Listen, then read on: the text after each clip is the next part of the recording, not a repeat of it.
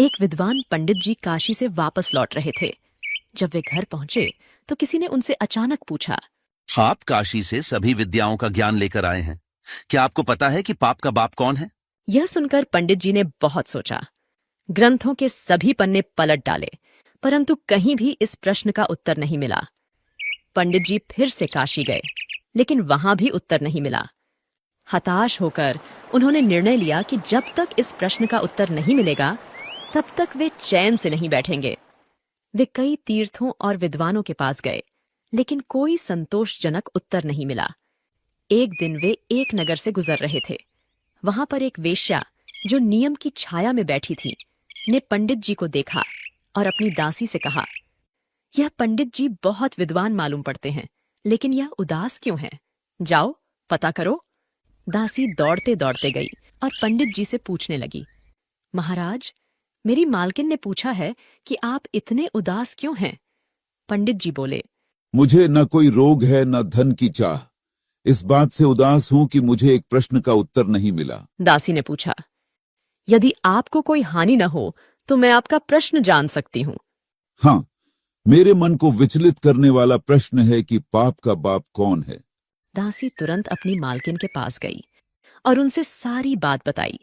वेश्या ने प्रश्न सुनकर कहा, इसका उत्तर तो मैं ही बता सकती हूँ। बुलाओ पंडित जी को मेरे पास। दासी दौड़ते दौड़ते गई और पंडित जी को बुला लाई। पंडित जी भी आए, क्योंकि वे हर प्रकार से प्रश्न का उत्तर जानना चाहते थे। महाराज, मैं आपके प्रश्न का उत्तर दूंगी, लेकिन इसके लिए आपको कुछ दिन यहां रुकना पड़ेगा। पंडित जी ने सोचा कि जिस प्रश्न के उत्तर को पाने के लिए मैंने इतनी मेहनत की, कुछ और दिन रुकने में क्या हानि है। उन्होंने वेश्या का प्रस्ताव स्वीकार कर लिया।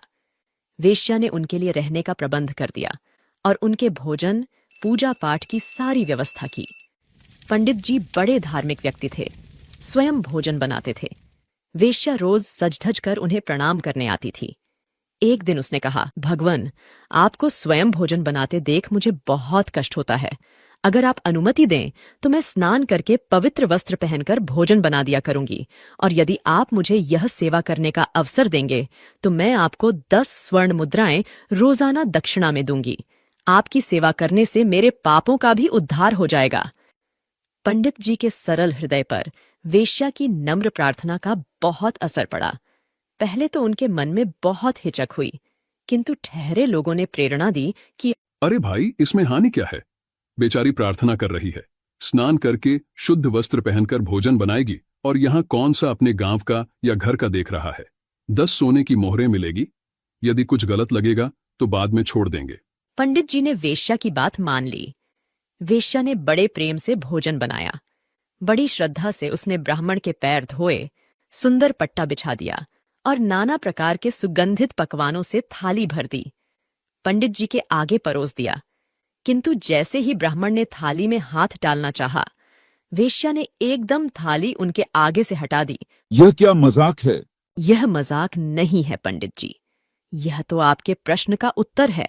यहां आने से पहले आप भोजन तो दूर, किसी के हाथ का पानी भी नहीं पीते थे, मगर स्वर्ण मुद्राओं के लोभ में आपने मेरे हाथ का बना खाना भी स्वीकार कर लिया। यह लोभ ही पाप का गुरु है। दोस्तों, क्या आपको वेश्या की बात सही लगी? अगर हाँ तो कमेंट करके हमें बताइए। दोस्तों, अगर आप अभी तक हमारे साथ इस वीडियो में बने हुए हैं तो कृपा करके बताएं कि आप हमें किस प्रदेश से देख रहे हैं, ताकि हम आपको आपके अंचल की कहानी बनाकर दिखा सके।